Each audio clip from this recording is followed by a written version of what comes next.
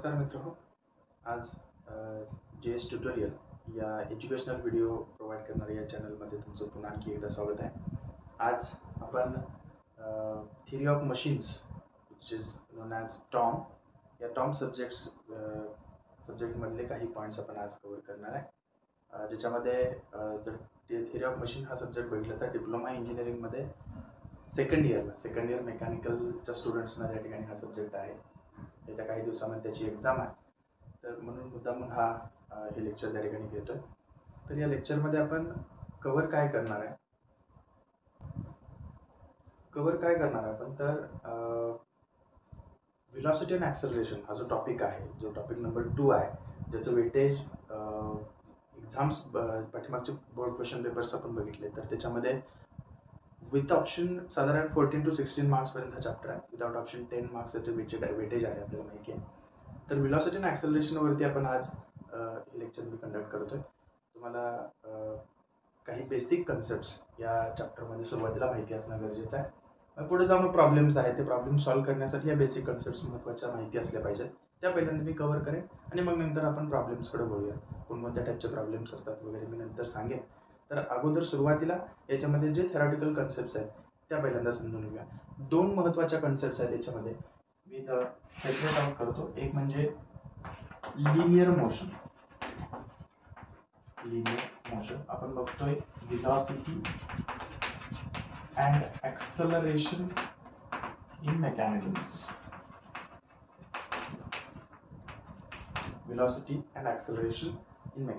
Okay, त्याच्यामध्ये 2 point पहिल्यांदा सुरुवातीला आपण बघणार आहे. एक म्हणजे लिनियर मोशन अँड अनदर मध्ये दॅट इज अँग्युलर मोशन. काही विद्यार्थ्यांना याच्यामध्ये डिफरन्स माहिती असेल, पण ज्यांना माहिती नाही किंवा दोन्हीमध्ये कन्फ्युजन आहे किंवा या डेफिनेशन्स लक्षात राहत नाही, ज्या बऱ्याच वेळा विचारल्या गेलेल्या आहेत, त्या कशा लक्षात ठेवायच्या ही ट्रिक तुम्हाला मी आज देतो.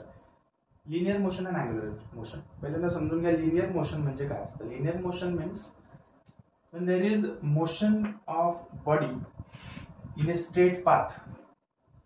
कोणती एक बॉडी एका स्ट्रेट पाथ मध्ये मूव्ह होते. when there is movement of body in a straight path, it is known as linear motion. म्हणजे एक बॉडी आहे ती पॉइंट ए पासून पॉइंट बी पर्यंत मूव्ह होते.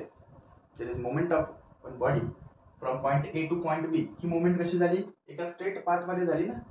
हे जे एस आहे ना, याला म्हणायचं डिस्प्लेसमेंट. म्हणजे त्या बॉडीनं या पॉइंट ए पासून पॉइंट बी पर्यंत एक मूव्हमेंट त्या ठिकाणी केली, स्ट्रेट पाथ मध्ये मूव्हमेंट केली. This movement of body in a straight path is known as linear displacement.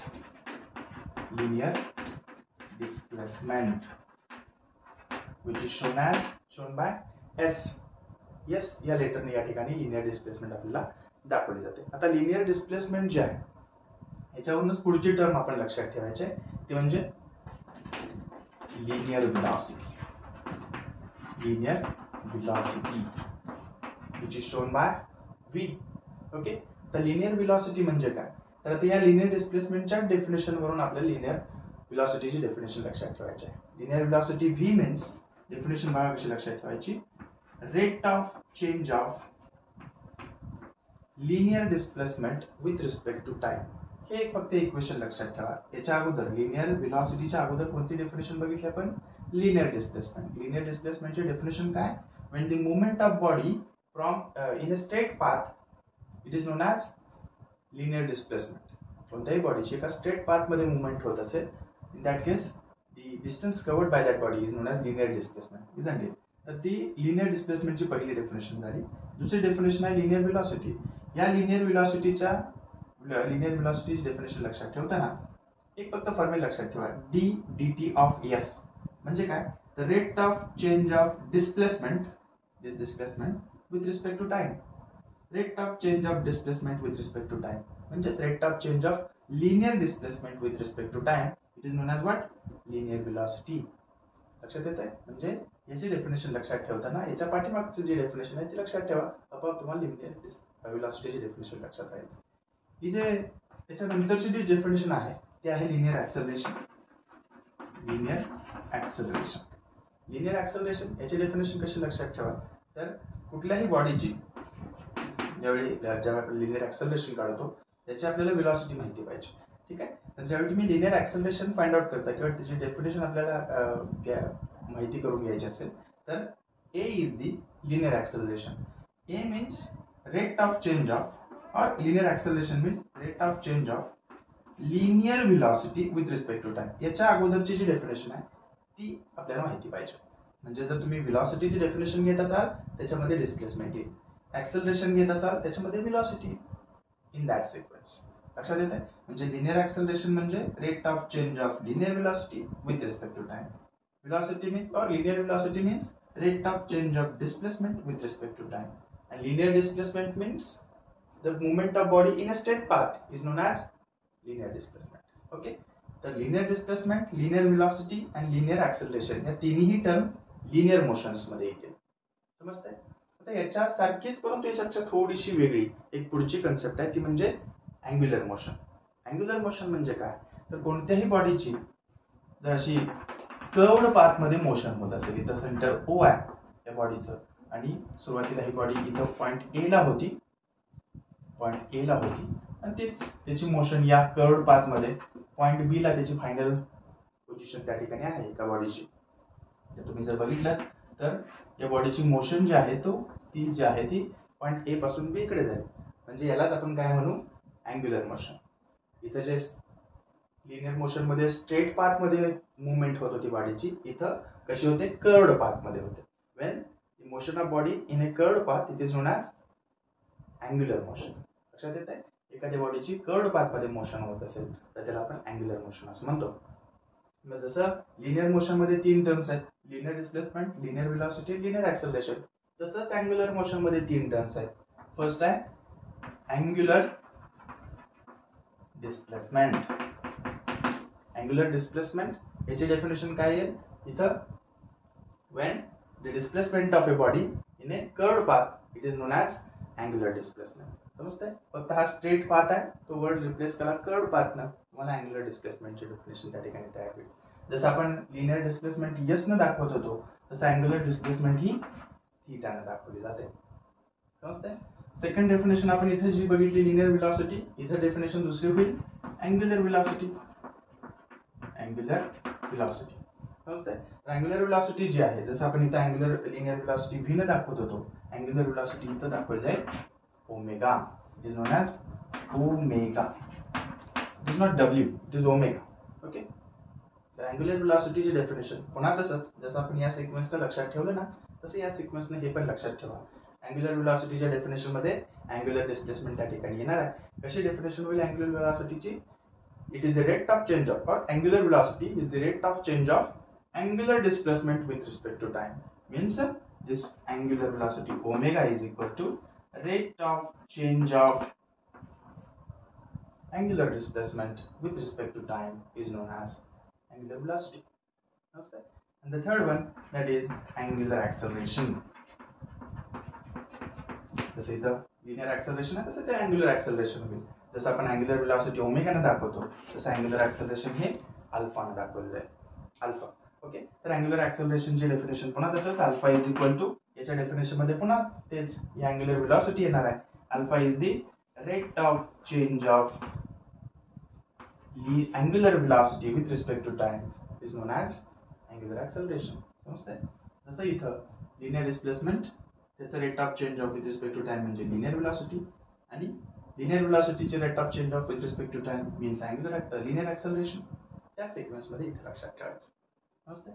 Angular displacement that is displacement of or movement of body in a curved path is known as angular displacement denoted by theta. त्याचाच rate of change of म्हणजे rate of change of angular displacement with respect to time means angular velocity.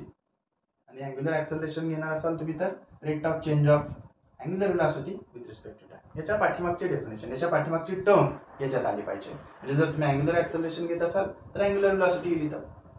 Angular velocity घेत असाल तर याच्या पाठीमागची term angular displacement ती इथे येईल. समजतंय. जे हे D of theta, D of omega हे एवढं लक्षात ठेवा. तुम्हाला डेफिनेशन आपोआप त्याची लिहिता येईल. डेफिनेशन जर बघितलं म्हणजे एक्झाम मध्ये जर डेफिनेशन ज्या आहेत त्या बऱ्याच वेळा विचारल्या गेलेल्या आहेत. ठीक आहे. तर ह्या डेफिनेशन झाल्या. याचं युनिट पण आपल्याला माहिती पाहिजे. युनिट कसं लक्षात ठेवायचं बघा. लिनियर डिस्प्लेसमेंट ही एका स्ट्रेट पाथ मध्ये मुवमेंट आहे बॉडीची. त्यामुळे एखादा मला हे डिस्टन्स मेजर करायचं आहे म्हणजे एक तर ते मी मीटरमध्ये मेजर करेन, एकदम छोटा असेल तर सेंटीमीटर किंवा मिलीमीटरमध्ये मेजर करेन. म्हणजे याचं युनिट जे आहे लिनियर डिस्प्लेसमेंटचं ते असतं मीटर. समजतंय? त्यात जर लिनियर व्हेलॉसिटी असेल तर मीटर पर सेकंड आणि लिनियर ऍक्सेलरेशन असेल तर मीटर पर सेकंड स्क्वेअर. या सिक्वेन्स लक्षात ठेवा. Metre per second square. Similarly इथं अँग्युलर डिस्प्लेसमेंट मध्ये कर्व्ड पाथ मध्ये मोशन असते. अँग्युलर डिस्प्लेसमेंट जे आहे थीटा ही मेजर केली जाते रॅडियन. Okay, RAD. नेक्स्ट तुम्ही जर अँग्युलर व्हेलॉसिटी तुम्ही जर मेजर करणार असाल ओमेगा तर त्याचं जे युनिट असतं ते असतं रॅडियन पर सेकंड. यालाच पर सेकंड करा, रॅडियन पर सेकंड होईल. अँग्युलर व्हेलॉसिटीचं युनिट जे आहे ते सेम याच्यासारखंच रॅडियन पर second square. Metre per second square. Radian पर सेकंड स्क्वेअर. या सिक्वेन्सनं लक्षात ठेवा. ठीक आहे. म्हणजे या दोन्ही मधला डिफरन्स तुम्हाला लक्षात येईल. एका स्ट्रेट पाथ मध्ये motion linear velocity, curved path मध्ये मोशन अँग्युलर मोशन. त्यानुसार मग त्या तीन टर्म्स, लिनियर मोशन मधल्या तीन टर्म्स आणि अँग्युलर मोशन मधल्या तीन टर्म्स त्या ठिकाणी त्याच्या डेफिनेशन्स लक्षात ठेवा. ठीक. आता याच्यानंतर मग आपण व्हेलॉसिटी म्हणजे व्हेलॉसिटी अँड ऍक्सेलरेशन वरती कोणते प्रॉब्लेम्स विचारले जातात ते आपण बघणार आहे. ओके, तर जसं की मी आज सांगितलं सुरुवातीला थेरॉटिकल पार्ट आहे याच्यामध्ये. जो थेरॉटिकल पार्ट होता तो आपण आता बघितला. हा सोडून पण अजून पार्ट आहे याच्यामध्ये थेरॉटिकल, तोही विद्यार्थ्यांनी त्या ठिकाणी बघून घ्यावा. परंतु जो प्रॉब्लेमॅटिक पॉईंट ऑफ व्ह्यू जर बघितलं तर त्याच्या दृष्टीने जो महत्वाचा आहे तो पहिल्यांदा मी या ठिकाणी थेरॉटिकल पार्ट घेतलेला आहे. तर इथं प्रॉब्लेम मी घेतला, त्याच्या पार्श्वभूमी थोडीशी सांगतो त्याच्या पाठीमागं. म्हणजे या प्रॉब्लेममध्ये, या चॅप्टरमध्ये व्हेलॉसिटी अँड ऍक्सेलरेशन्स इन मेकॅनिझम्स याच्यामध्ये अजून काय काय विचारलं जाऊ शकतं. ओके, तर जसं की मी मला सांगितलं सुरुवातीला आपण जो थेरॉटिकल पार्ट बघितला त्याच्यावरती पुढे प्रॉब्लेम्स डिपेंड आहेत. तर ते प्रॉब्लेम्स कोणते आहेत ते पण आता आपण बघणार आहे. तर व्हेलॉसिटी अँड ऍक्सेलरेशन डिप्लोमा लेवलला जर आपण बघितलं second year diploma in mechanical engineering, तर त्याच्यामध्ये टर्ममध्ये व्हेलॉसिटी अँड ऍक्सेलरेशन या चॅप्टरमध्ये आपल्याला दोन मेथडवरती प्रॉब्लेम विचारले जातात. तर दोन मेथड कोणते आहेत म्हणजे जसं की कुठलंही म्हणजे एक प्रॉब्लेम आहे ज्याच्यामध्ये तुम्हाला व्हेलॉसिटी अँड ऍक्सेलरेशन कॅल्क्युलेट करायचे, फाइंड आउट करायचे. तर ती कोणत्या दोन मेथडनं आपण फाइंड आउट करू शकतो. एक म्हणजे आहे अनालिटिकल मेथड. या अनालिटिकल मेथडनं आपण व्हेरियस लिंक्सची, आता लिंक म्हणजे काय, कायनेमॅटिक लिंक म्हणजे काय असतं, त्याच्या टाइप्स काय कोणकोणते असतात, हे सगळं जो पार्ट आहे तो चॅप्टर नंबर 1 मध्ये फंडामेंटल्स ऑफ मेकॅनिझम्स त्याच्यामध्ये आहे. तर या लिंकची व्हेलॉसिटी जी आहे ते आपण अनालिटिकल मेथडने कॅल्क्युलेट करतो. अनालिटिकल म्हणजे काय, तर ज्याच्यामध्ये आपण व्हेरियस फॉर्म्युलेज यूज करतो. ते फॉर्म्युले कोणते आहेत तर velocity of piston, acceleration of piston, velocity of connecting rod, acceleration of connecting rod.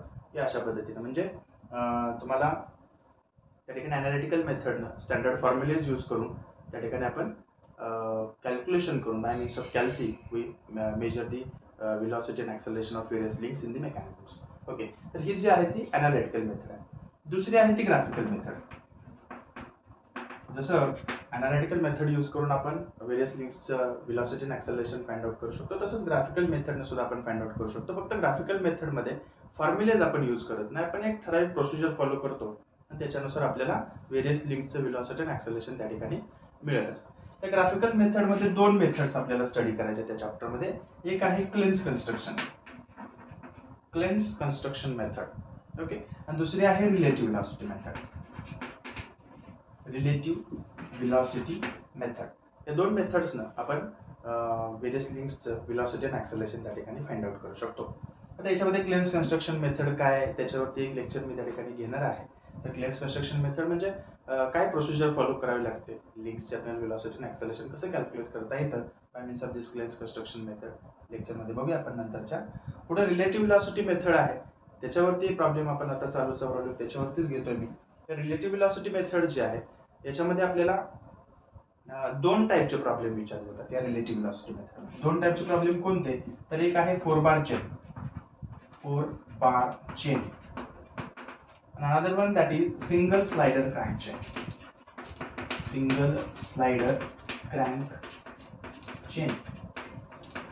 हे दोन टाईपचे प्रॉब्लेम आपल्याला विचारले जातात. एक म्हणजे 4 बार चेन आणि दुसरा सिंगल स्लाइडर क्रँक चेन. दोन्ही वरती कुठलेही क्वेश्चन पेपर्स तुम्ही जर घेतले पाठीमागचे बोर्ड क्वेश्चन पेपर्स, तर त्याच्यावर तुम्हाला दोन्ही टाईपवरती प्रॉब्लेम्स त्या ठिकाणी दिसतील. एक म्हणजे 4 बार चेन वरती, दुसरा सिंगल स्लॅटेड ट्रायंगल चेन वरती. हे काय असतं, 4 बार चेन काय असतं ते त्या प्रॉब्लेम मध्ये त्या प्रॉब्लेमच्या वेळी मी तुम्हाला सांगेन. आता मी हा 4 बार चेन वरती जो बोर्ड वरती तुम्हाला दिसतोय प्रॉब्लेम, तो या 4 बार चेन वरती प्रॉब्लेम त्या ठिकाणी घेतलेला आहे. कंपल्सरी कुठलाही क्वेश्चन पेपर घ्या, 4 बार चेनचा प्रॉब्लेम तुम्हाला असणारच. 4 मार्क्ससाठी तो प्रॉब्लेम असतो. कसा सॉल्व्ह करायचा आपण आता बघणार आहे. याच्या पाठीमागची पार्श्वभूमी ही आहे, म्हणजे दोन मेथड्स, एक अनालिटिकल, दुसरी ग्राफिकल. अनालिटिकल मध्ये आपण फॉर्म्युलेज यूज करतो, कॅल्सी यूज करतो आणि डायरेक्टली आन्सर फाइंड आउट करतो. ग्राफिकल मध्ये आपण डायग्राम ड्रॉ करतो आणि त्या स्केच मध्ये किंवा त्या डायग्राम मध्ये आपल्याला व्हेरियस लिंक्सची व्हेलॉसिटी ॲज वेल एज ऍक्सेलरेशन्स आपल्याला मिळत असतात. ग्राफिकल मध्ये दोन मेथड्स आहेत, एक आहे क्लेन्स कन्स्ट्रक्शन, दुसरी relative velocity method. Relative velocity मध्ये दोन पुन्हा मेथड्स येतात, एक 4 बार चेन वरचा प्रॉब्लेम, दुसरा सिंगल स्लाइडेड ट्रायंगल चेन वरचा प्रॉब्लेम. ठीक आहे, तर आता आपण 4 बार चेन वरचा या 4 बार चेन वरचा प्रॉब्लेम बघणार आहे. ठीक आहे, तर बोर्डवरती आपण प्रॉब्लेम घेतलेला आहे, 4 बार चेन वरचा प्रॉब्लेम आहे. काय आहे प्रॉब्लेम बघा. In a 4 bar chain mechanism, in a 4 bar chain link AD is fixed. 4 bar chain आहे. 4 बार चेन म्हणजे काय, तर त्याच्यामध्ये 4 लिंक्स असतात. There are 4 links in the mechanism. आता हे मेकॅनिझम वगैरे याच्या पाठीमागचा जो थिअरॉटिकल पार्ट आहे तो चॅप्टर नंबर 1 मध्ये आहे. तो विद्यार्थ्यांना चॅप्टर नंबर 1 मध्ये स्टडी केल्यानंतरच चॅप्टर नंबर 2 मध्ये आपण व्हेलॉसिटी आणि ऍक्सेलरेशन त्याचं फाइंड आउट करत असतो. त्यामुळे त्याच्या थिअरॉटिकल पार्ट मध्ये मी जास्त जाणार नाही या लेक्चर मध्ये. तर 4 बार चेन त्या ठिकाणी आहे. 4 बार चेन म्हटलं की रफ स्केच विद्यार्थ्यांनी काय करायचं, की पहिल्यांदा रफ स्केच ड्रॉ करा आणि मग नंतर टू द स्केल त्या ठिकाणी ड्रॉ करायला घ्या. रफ स्केच ड्रॉ करायचं. काय बघा, हे रफ स्केच 4 बार चेन म्हटलं की हे रफ स्केच स्टँडर्ड त्या ठिकाणी फॉलो करायचं. याच्यामध्ये या रफ स्केच मध्ये तुम्ही नेमिंग करू शकता. जसं तुम्ही प्रॉब्लेम रीड करत जाताय तसं तुम्ही नेमिंग करा त्याला. In 4 bar chain link AD is fixed. Link AD fixed म्हटलं की त्याला फिक्सचं साइन दाखवा. आपल्याला माहिती आहे फिक्सचं साइन हे असतं. फिक्स म्हटलं की लिंक एडी कोण आहे, फिक्स आहे. ठीक आहे, एडी लिंक, फिक्स लिंक दाखवा. पुढे काय म्हटलंय, अँड इज 150 mm लॉंग. त्याची लेंथ आहे 150 mm, इथे दाखवा 150 mm. ओके, पुढे काय म्हटलंय, the crank AB is 40 mm long. आपल्याला माहिती आहे थिअरॉटिकल पार्ट मध्ये बघितलेलं असतं आपण, हे असते crank. This is crank, this is connecting rod. Okay, fixed link. ठीक आहे, आणि हा आर्म, लिव्हर आर्म. तर क्रँक जी आहे, क्रँक AB काय म्हटलंय, the crank AB is 40 mm long. He crank आहे AB, it is 40 mm long. म्हणा तिथं 40 mm. Okay, and rotates at 120 rpm clockwise. He rotate होते क्लॉकवाइज डायरेक्शन. इथं एरो क्लॉकवाइजचा दाखवा, तिथं पुढे म्हणा 120 rpm. ओके, ठीक आहे, कारण या व्हॅल्यूज पुढे आपल्याला यूज होतात प्रॉब्लेम सॉल्व्ह करण्यासाठी. पुढे काय म्हणले, while the link CD is 80 mm. CD म्हणजे निश्चितपणे आता चौथा पॉईंट जो आहे तो C असणार आहे. लिंक CD कशी आहे, 80 mm लॉंग आहे. 80 म्हणा इथं. Oscillates about point D. Link CD आहे ती ऑसिलेट होते, बरोबर. ऑसिलेटरी मोशन, जसं आपला वॉल क्लॉक जे आहे, पेंडुलम, त्याचा जो ज्या मोशन मध्ये त्या ठिकाणी मूव्ह होतो त्याला आपण ऑसिलेटरी मोशन असं म्हणतो. आपल्याला माहिती आहे थिअरॉटिकल पार्ट मध्ये. तर ज्यावेळी ही क्रँक रोटेट होईल त्यावेळी लिंक CD जे आहे किंवा BC जे आहे ते काय होतात, ऑसिलेट होतात. म्हणजे हा पॉईंट C जो आहे तो अबाउट पॉईंट D ऑसिलेट करायला सुरुवात होईल असं म्हटलंय पुढे. त्यानंतर म्हटले BC and AD are of equal length. BC and AD are of equal length. AD ची लेंथ तर आपल्याला माहिती आहे 150, म्हणजे BC ची पण 150 असली पाहिजे. पुढे काय म्हटलंय, फाइंड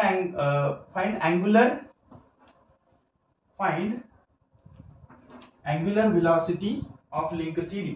या लिंक CD ची अँग्युलर व्हेलॉसिटी फाइंड आउट करा असं म्हटलंय. ठीक आहे, अँग्युलर व्हेलॉसिटी जसं आपण आता थिअरॉटिकल पार्ट मध्ये बघितलं, अँग्युलर व्हेलॉसिटी म्हटलं की आपण ओमेगाने दाखवतो. कोणत्या लिंकची फाइंड करायची आहे, CD ची, म्हणून ओमेगा CD असं म्हणा, क्वेश्चन मार्क करा. ठीक आहे, पुढे काय म्हटले, when angle BAD is equal to 60 degree. जो BAD अँगल आहे ना, आपल्याला माहिती आहे सेंटरला जो पॉईंट असतो तिथं अँगल जनरेट होतो. सेंटरला पॉईंट A आहे, म्हणजे पॉईंट A ला इथं तो अँगल जनरेट होणार आहे. किती आहे तो, 60 डिग्री. इथं दाखवा 60 डिग्री.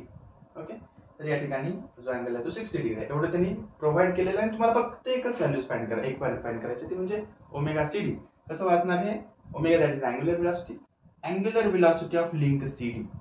ओके, ही व्हॅल्यू आपल्याला फाइंड आउट करायची आहे. पुढं तिथं काही म्हटलेलं नाही, रिलेटिव्ह व्हेलॉसिटी वगैरे मेथड कोणती यूज करा. By default we should use the relative velocity method. Okay, ठीक आहे. आता ही जी रफ स्केच तुम्ही ड्रॉ केलेला आहे याच्या आधारेच टू द स्केल डायग्राम तुम्हाला ड्रॉ करायचे आहे. ह्याचीच डायग्राम यूज नाही करायचे. ठीक आहे. प्रॉब्लेम जसं रीड करू तसं पेनच त्या ठिकाणी एवढं प्रॅक्टिस झालेलं असतं मुलांचं की जसं रीड करतो प्रॉब्लेम त्याप्रमाणे ती रफ स्केच तयार होतं. रफ स्केच बघून लगेच आपण to the scale diagram draw करू शकतो. ओके.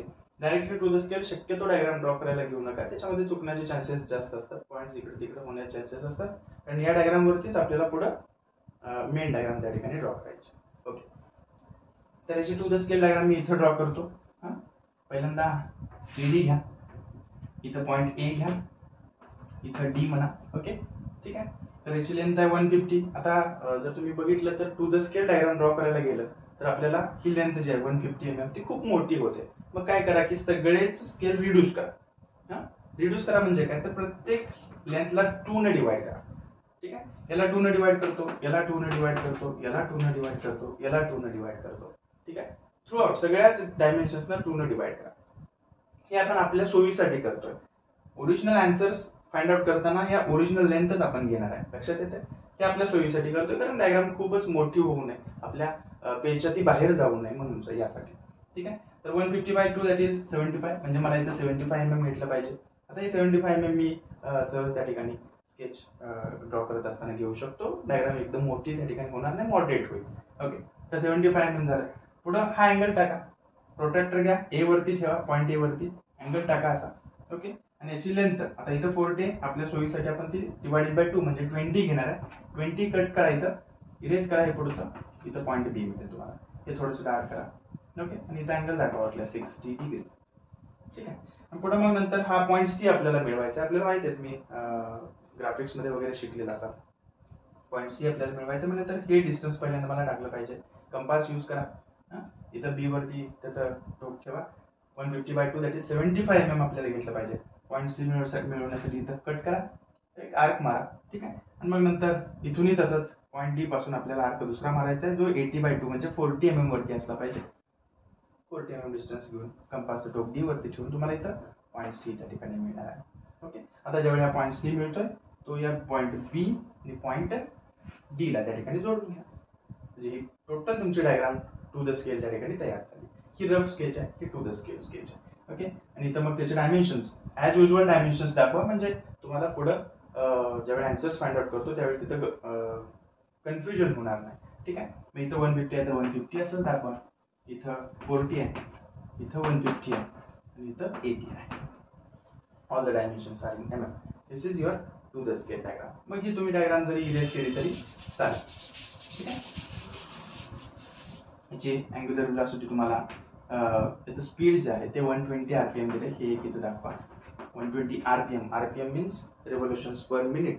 जसं की आपण कुठलंही एखादा ऑब्जेक्ट जसं की फॅन आहे, समजा फॅनचं तुम्ही स्पीड मेजर करताय तर ते रिव्होल्युशन्स पर मिनिट, एका मिनिटाला किती रिव्होल्युशन्स कंप्लीट करतो ते आपण त्याच्यामध्ये लिहित असतो. 120 RPM मीन्स 120 रिव्होल्युशन्स पर मिनिट. एका मिनिटाला तो फॅन काही असेल त्याचं रोटेशन, आपण शाफ्ट असेल त्याचं रोटेशन आपण कॅल्क्युलेट करतोय किंवा मेजर करतोय तर ते एका मिनिटाला तेवढे रिव्होल्युशन्स त्याचे होत असतात. नंतर आपण RPM असं म्हणतो, that is revolutions per minute.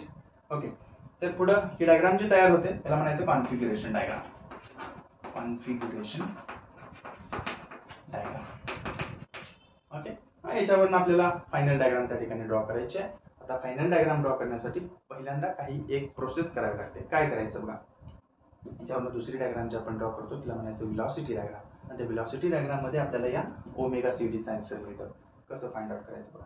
ज्यावेळी याच्यावरून या कॉन्फिगरेशन डायग्रामवरून मी व्हेलॉसिटी डायग्राम ड्रॉ करायला घेतो ना, सगळ्यात पहिल्यांदा मला या 4 लिंक मध्ये 4 लिंक कोणकोणती आहेत? AB, BC, CD and AD. या 4 लिंक आहेत. या 4 लिंक मधल्या कोणत्याही एका लिंकची मला व्हेलॉसिटी माहिती असणं गरजेचं आहे. आणि कोणत्या लिंकची व्हेलॉसिटी मी काढू शकतो? ज्याचं मला स्पीड दिलेलं आहे. कोणत्या लिंकचं स्पीड दिलेलं आहे मला? लिंक एबीचं, म्हणजे ज्याला आपण क्रँक म्हणतो त्या क्रँकचं स्पीड दिलेलं आहे. ठीक आहे. तर त्याच्यावर मी व्हेलॉसिटी त्याची कॅल्क्युलेट करू शकतो. कशी कॅल्क्युलेट करायची बघा. Here it is your answer. हे आपल्याला फाइंड आउट करायचं ओमेगा सीडी. इथे आन्सर म्हणतो. काय करायला पाहिजे पहिल्यांदा? तर या BA जो लिंक आहे ना, BA त्याची पहिल्यांदा अँग्युलर व्हेलॉसिटी काढून घेऊया. Angular velocity of link BA कसे फाइंड आउट करतो आपण? तर याचं स्पीड माहिती आहे आपल्याला. स्पीड ज्याला आपण n असं म्हणतो, n. ओके. तर त्याच्यावरून आपण ही अँग्युलर व्हेलॉसिटी कॅल्क्युलेट करू शकतो. त्याचा फॉर्म्युला असा 2πn/60. 2πn divided by 60. आता n म्हणजे याचं स्पीड आहे, जे किती आहे 120 rpm आहे, ते ठेवा याच्यामध्ये. 2π 120 divided by 60, you will get the omega BA as 12.56. 12.56 एवढं त्या ठिकाणी ओमेगा आहे. आता मगाच्या थेरॉटिकल लेक्चरमध्ये आपण बघितलं सुरुवातीला की अँग्युलर वेलोसिटी आहे म्हणजे त्याचं युनिट जे आहे ते रेडियन पर सेकंद असतं. याचं युनिट न विसरता रेडियन पर सेकंद असं त्या ठिकाणी लिहा. ठीक आहे. तर ओमेगा BA झालं म्हणजे कुठल्याही एका लिंकचं आपल्याला अँग्युलर वेलोसिटी मिळाली. आता अँग्युलर वेलोसिटी मिळाली की त्याची लिनियर वेलोसिटी काढणं आपल्याला सगळ्यात महत्त्वाचं असतं. तर अँग्युलर आणि लिनियर हे दोन्ही कन्सेप्ट्स आपण बघितल्या. बघा इकडं आपण काय बघितलं, लिनियर बघितलं आणि इकडं अँग्युलर बघितलं. ओके ठीक आहे. तर लिनियर मध्ये काय काय असतं, डिस्प्लेसमेंट असते, वेलोसिटी असते आणि ऍक्सेलरेशन असतं, हे माहिती आहे आपल्याला. आणि अँग्युलर मध्ये काय असतं, लिनियर डिस्प्लेसमेंट अँग्युलर डिस्प्लेसमेंट असतं थीटा, अँग्युलर वेलोसिटी असते ओमेगा आणि अँग्युलर ऍक्सेलरेशन असतं अल्फा. बरोबर ठीक आहे. आता तुम्हाला जर या व्ही आणि ओमेगा मध्ये रिलेशन विचारलं असेल म्हणजे तुम्हाला माहिती असेल याच्यामध्ये की the relation between linear velocity and the angular velocity is given as v is equal to R omega. v is equal to R omega. R म्हणजे काय, ज्या लिंकची तुम्ही वेलोसिटी काढताय ते म्हणजे आर असतं.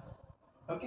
Similarly the relation between linear acceleration and the angular acceleration is given as a is equal to R alpha. फक्त R न multiply करा, या अँग्युलरच्या व्हॅल्यूला आर न मल्टिप्लाय करा, तुम्हाला लिनियर व्हॅल्यू मिळेल त्या ठिकाणी. जर तुम्ही लिनियर वेलोसिटी काढत असाल तर R into angular velocity, linear acceleration काढत असाल तर आर इंटू अँग्युलर ऍक्सेलरेशन. समजतंय. तर यानुसार हे फॉर्म्युला त्या ठिकाणी लक्षात ठेवा. आता बघा मी हा फॉर्म्युला बऱ्याच ठिकाणी तुम्हाला हा फॉर्म्युला यूज केलेला दिसेल, that is v is equal to R omega. तो मी इथे यूज करतोय, v is equal to R omega. हे टेक्निक आहे, पाठ करण्याची गरज नाही, कुठंच या प्रॉब्लेम मध्ये पाठ करण्याची गरज नाही त्या ठिकाणी. आता हे टेक्निक काय सांगतं, v is equal to R omega. जर तुम्ही कोणत्याही लिंकचे, जसं तुम्ही आता BA विचारात घेतली ना, तर BA लिंकची वेलोसिटी तुम्ही काढत असाल, कोणती वेलोसिटी, लिनियर वेलोसिटी, तर आर म्हणजे होतं BA. ज्या लिंकची तुम्ही वेलोसिटी काढताय ते म्हणजे आर म्हणजे ती लिंक होते, that is BA into omega, that is same omega BA. लक्षात आलं. v is equal to r omega general formula, the relation between linear velocity आणि अँग्युलर वेलोसिटी. ओके. जर तुम्ही v ची BA लिंकची वेलोसिटी काढत असाल तर r म्हणजे होतं BA आणि ओमेगा म्हणजे होतं ओमेगा BA. ओके. आता याच्यामध्ये व्हॅल्यूज पुट करूया.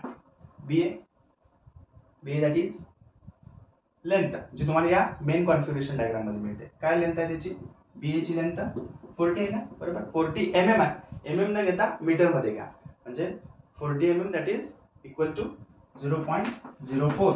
1000 ने डिवाइड केलं पाहिजे. Okay. To convert the value in mm into metres. Okay. 40 mm divided by 1000 that is 0.04 into omega BA तुम्ही ऑलरेडी कॅल्क्युलेट केला, दॅट इज 12.56. बरोबर. तिथंच तुम्हाला VBA जी वेलोसिटी ऑफ लिंक BA त्या ठिकाणी मिळेल 0.502 metre per second. 0.502 metre per second. म्हणजे कोणत्याही एका लिंकची आपल्याला वेलोसिटी पाहिजे होती ती मिळाली, एका लिंकची वेलोसिटी मिळाली VBA. ओके. मग आपल्याला आता वेलोसिटी डायग्राम ड्रॉ करायला काहीच हरकत नाही. आता ती कशी ड्रॉ करायची बघा. वेलोसिटी डायग्राम आपण ड्रॉ करायला निघालोय. बघा ही लिंक AD कशी आहे, फिक्स्ड आहे, बरोबर. लिंक AD फिक्स्ड आहे. फिक्स्ड पॉइंट पासून सुरुवात करायची. दोन पॉइंट्स A आणि D दोन्ही कसे आहेत, फिक्स आहेत. इथे म्हणा A, D दोन्ही पॉइंट फिक्स आहेत म्हणून एका पॉइंटला त्या ठिकाणी दाखवा A, D. ओके. आणि हा पॉइंट आहे, इथून सुरुवात आपल्याला करायची आहे. राहिले फक्त पॉइंट B आणि C, हे दोन फक्त पॉइंट आपल्याला इथे मिळवायचे आहेत. वेलोसिटी डायग्राम कंप्लीट होत आहे. ठीक आहे. आता डायग्राम जेव्हा ड्रॉ करायला घेतो त्यावेळी आपल्याला एक स्केल घ्यावं लागतं. एक स्केल घ्यावं लागतं. ते स्केल कसं घ्यायचं बघा. सिंपल आहे. स्केल कसं घ्यायचं, जे इथे तुम्हाला आन्सर मिळतं ना, कोणत्याही एका लिंकची वेलोसिटी आपण काढतो, जे आन्सर मिळतं ते म्हणजे स्केल साठी यूज करा. स्केल घ्या 5 सेंटीमीटर इक्वल टू जी व्हॅल्यू इथे आलेली आहे तुमची 0.502 metre per second. Okay. 0.502 metre per second. इथं तुम्ही 5 centimetre is equal to 0.502 metre per second असं घ्या. ठीक आहे. म्हणजे जे व्हॅल्यू येते that is equal to 5 centimetre. 5 centimetre का, कारण आपण 5 सेंटीमीटर ही लेंथ अशी आहे जी आपल्याला स्केचबुक वरती स्केचवरती तुम्ही ड्रॉ करता तर ती तुम्हाला इझिली विजिबल असते. You can easily calculate or easily measure the 5 centimetre length. म्हणून आपण त्या ठिकाणी 5 सेंटीमीटर बाकीच्या व्हॅल्यूज ज्या आहेत बाकीची लेंथची व्हेलॉसिटी जी आहे लिंकची ती त्या ठिकाणी आपल्याला त्या व्हॅल्यू मध्ये त्या ठिकाणी मिळत असते. 5 सेंटीमीटर असेल तर 6, 7, 8 वगैरे अशी मिळेल आणि त्यामुळे मग आपल्याला इझिली त्या व्हॅल्यूज मेजर करता येतात. स्केल जर अगदी जास्त घेतलं तर डायग्राम एकदम मोठी होईल जे आपल्या पेजवरती कदाचित बसणार नाही. मग बाकीच्या लिंकची आपल्याला व्हेलॉसिटी कॅल्क्युलेट करता येणार नाही. म्हणून साठी आपण 5 सेंटीमीटर त्या ठिकाणी व्हेलॉसिटी घेतो. आता ही जे 5 इज इक्वल टू 0.502 घेतलं ना त्या 5 ने फक्त डिवाइड करा 502 ला 0.502 ला डिवाइड करा. हे टेक्निक आहे, हे कुठल्याही बुक मध्ये वगैरे नाही, हे तुमच्या माहितीसाठी. 0.502 हे जे घेतलं त्याला या स्केलने डिवाइड करा. आन्सर तुमचं येईल 0.1. काय 0.1 त्याला सर्कल करून ठेवा. ही व्हॅल्यू तुम्हाला फायनल हे आन्सर फाइंड करण्यासाठी मदत करेल. 0.1. ओके ठीक आहे. आता पुढं आपल्याला व्हेलॉसिटी डायग्राम कडे वळायचं आहे. ए आणि डी दोन्ही फिक्स आहेत म्हणून या पॉइंटला मी त्या ठिकाणी घेतले. दोन्ही फिक्स्ड व्हॅल्यूज, दोन्ही फिक्स्ड पॉइंट्स. ओके. आता ही बीए लिंक कशी मूव्ह होते? क्लॉकवाईज जाते असं प्रॉब्लेम मध्येच म्हटलं इथं. क्लॉकवाईज जाते ना म्हणजे ती अशी जाते बरोबर. म्हणजे पॉइंट बी हा कधीही या लिंक ए बी ला कधीही परपॅन्डिक्युलर जाणार बरोबर. म्हणून बरोबर इथं तुमचा रोल एंड ड्रॉ जो आहे तो बरोबर इथं परपॅन्डिक्युलर ऍडजस्ट करा बीए ला. सरळ इथे या पॉइंटला ए ला परपॅन्डिक्युलर लाईन मारा. ठीक आहे. परपॅन्डिक्युलर ही लाईन कशाला परपॅन्डिक्युलर आहे? तुमच्या या बीए ला परपॅन्डिक्युलर आहे. समजतंय? ठीक आहे. आता आपल्याला या बीए ची व्हेलॉसिटी आपल्याकडे आहे का? बीए ची व्हेलॉसिटी इथं आहे. किती आहे ती? 0.502. ओके. पण त्याच्यासाठी स्केल किती घेतला आपण?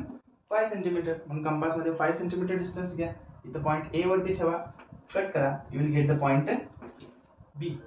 आता तुमच्या लक्षात आलं असेल की कॉन्फिगरेशन डायग्राम मध्ये आपण सगळे पॉइंट्स हे कॅपिटल मध्ये दाखवतो ए बी सी डी आणि व्हेलॉसिटी डायग्राम मध्ये सगळे पॉइंट्स तेच पॉइंट्स आपण कसे दाखवतो? स्मॉल लेटर्स मध्ये, small a B C d वगैरे. ठीक आहे. पॉइंट बी कसा मिळाला? बीए ची व्हेलॉसिटी 0.502 आहे पण स्केल किती घेतले त्या 0.502 साठी? 5 सेंटीमीटर. म्हणून इथून 5 सेंटीमीटर डिस्टन्स घ्या आणि कट करा. ही लाईन कशाला परपॅन्डिक्युलर आहे? ए बी ला परपॅन्डिक्युलर आहे. ठीक आहे. म्हणजे या 4 पॉइंट पैकी ए बी सी डी या 4 पॉइंट पैकी 3 तर आपल्याला मिळाले. ए बी डी 3 मिळाले. राहिला फक्त पॉइंट सी मिळवलं. सिंपल आहे. कसं सी मिळवायचं बघा. इथं तुम्ही या कॉन्फिगरेशन डायग्राम मध्ये बघितलं तर पॉइंट सी हा 2 लाईनचा इंटरसेक्शन आहे बघा. बीसी अँड डीसी बरोबर. सेम तसंच इथं असतं. तर 2 लाईनचाच इंटरसेक्शन असतं. BC and DC. डीसी आहे ना? डी आहे का? ठीक आहे. या दोन्हीचं इंटरसेक्शन असतं. म्हणजे पॉइंट सी मध्ये इथं कुठं तर असणार आहे हे आपल्याला आता बघितल्यानंतर लक्षात येतं. ठीक आहे. तर आता काय करा, या बीसी ला परपॅन्डिक्युलर मारा. या बीसी ला इथं रोल एंड ड्रॉ ऍडजस्ट करा बरोबर परपॅन्डिक्युलर. इथंच ऍडजस्ट करा, सरळ या बी मध्ये या, सरळ अशी परपॅन्डिक्युलर लाईन त्या ठिकाणी ड्रॉ करा. ठीक आहे. परपॅन्डिक्युलर लाईन फक्त मारून ठेवा.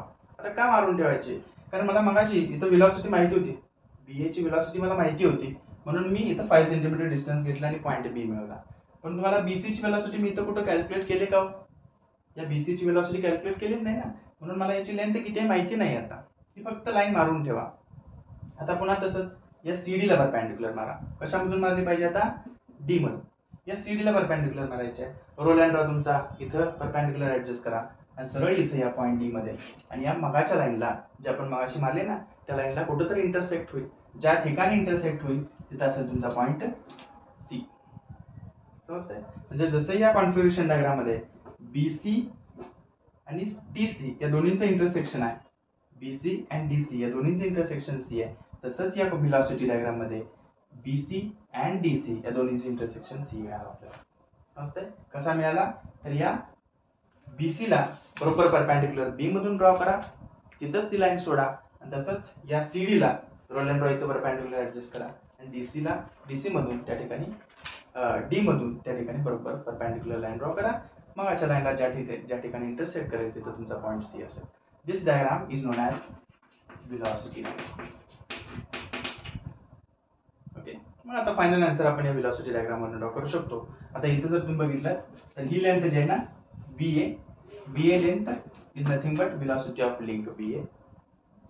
बीसी किंवा सीबी ही जी लिंक आहे तर लेंथ आहे. VCB is known as velocity of point C with respect to B. Okay. Similarly here VCD means velocity of point C with respect to D. Velocity of point C with respect to D. Okay, म्हणजे या velocity diagram मध्ये प्रत्येक length जी आहे ती त्या लिंकची velocity दाखवते. जसे की ही लेंथ आहे ना AB, ही या AB ची वेलॉसिटी दाखवते. ही लेंथ आहे ना BC, ती या BC ची वेलॉसिटी दाखवते. लेंथ ही CD आहे ना, ही CD लिंक ची वेलॉसिटी त्या ठिकाणी दाखवते. ठीक आहे. आता आपल्याला फाइंड आउट करायचं फक्त एकच value, that is omega CD. ती वेलॉसिटी आपण कशी फाइंड आउट करायची बघा. ही कोणती वेलॉसिटी विचारली तुम्हाला? Omega, that is angular velocity of link C. कशी फाइंड आउट करायची? Final answer. The final answer असं म्हणतो मी. कसं फाइंड आउट करणार? जसंच पुन्हा इथं या मार्क्स जसं म्हटलं की हा फॉर्म्युला सगळ्यात महत्वाचा, V is equal to R omega. आता मला CD ची अँग्युलर वेलॉसिटी काढायची आहे. पहिल्यांदा मी CD ची वेलॉसिटी काढतो. CD ची velocity V CD equal to, जसं मी आता म्हटलं, तर जर मला या CD ची वेलॉसिटी काढायची असेल तर मी या वेलॉसिटी डायग्राम मध्ये जाईन, CD ची लेंथ विचारात घेईन. CD ची लेंथ विचारात घेईन. डायग्राम तयार झाली आपली. फक्त रोल अँड ड्रॉ घ्या, काय तुमची स्केल घ्या, इथं ठेवा या CD वरती, बरोबर, तुम्हाला याची लेंथ मिळेल. ठीक आहे. जर तुम्ही correct diagram to the scale draw केली तर CD ची लेंथ ही तुम्हाला 3.8 सेंटीमीटर एवढी मिळेल. सेंटीमीटर मध्ये. मी सेंटीमीटर मध्ये का म्हणतोय? कारण आपण स्केल घेताना सेंटीमीटर मध्ये घेतले ना, म्हणून CD ची लेंथ सेंटीमीटर मध्ये फाइंड आउट करा. 3.8 centimetre, that is 38 mm. Okay. तर 3.8 सेंटीमीटर आली. आता आपल्याला हे जे राऊंड केलेले, मी सर्कल केलेली व्हॅल्यू आहे ना, ही आपल्याला इथे यूज करायची आहे. या 0.1 याला डायरेक्टली मल्टिप्लाय करा. 0.1 डायरेक्टली मल्टिप्लाय, जी तुमची लेंथ आली ना त्याला 0.1 ने मल्टिप्लाय करा. या व्हॅल्यू वरनं तुम्हाला याची वेलॉसिटी मिळेल. ही लेंथ आहे फक्त त्याची, त्या लिंकची, त्या वेलॉसिटी डायग्राम मधली ही लेंथ आहे फक्त. तर लेंथ इनटू आपली जी व्हॅल्यू आहे ना 0.1 त्यानं मल्टिप्लाय करा. प्रत्येक प्रॉब्लेम साठी काय 0.1 तिथे येणार नाही डिजिट, काही असू शकतं. म्हणजे इथली व्हॅल्यू बदलली की इथली बदलणार आहे. डिवाइडेड बाय 5 करा, तुम्हाला ही व्हॅल्यू मिळेल. समजते? जी व्हॅल्यू इथं मिळते त्याला राऊंड करा, तीच व्हॅल्यू आपल्याला इथे यूज करायची. ठीक आहे. लेंथ मिळाली, लेंथला 0.1 न मल्टिप्लाय केलं की तुम्हाला इथं व्हॅल्यू मिळते 0.38. ओके.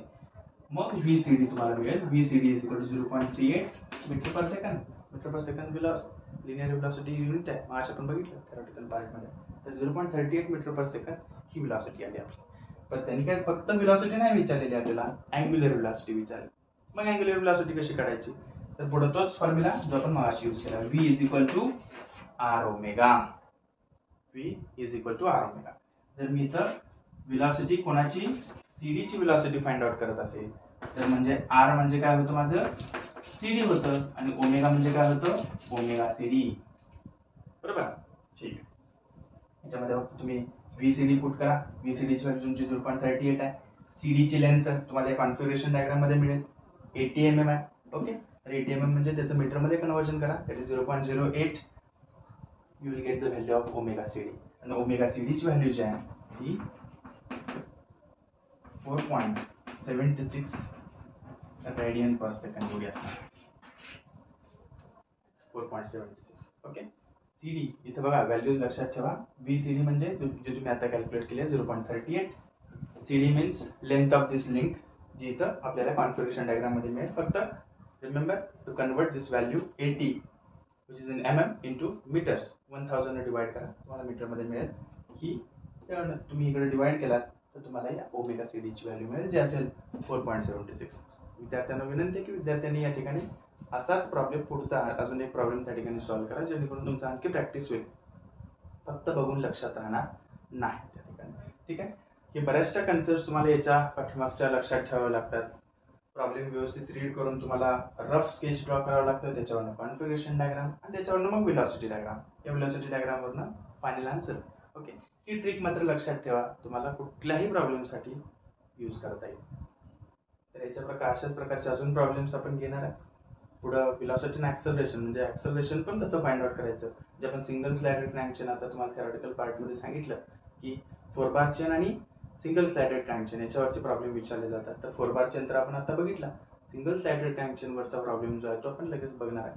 तर ते दोन्ही प्रॉब्लेम तुम्ही स्टडी करा. दोन्हीही टाईपचे प्रॉब्लेम एक्झाममध्ये तुम्हाला विचारले जातात. ठीक आहे. पुढच्या एक्झामसाठी बेस्ट ऑफ लक. जय हिंद, जय महाराष्ट्र.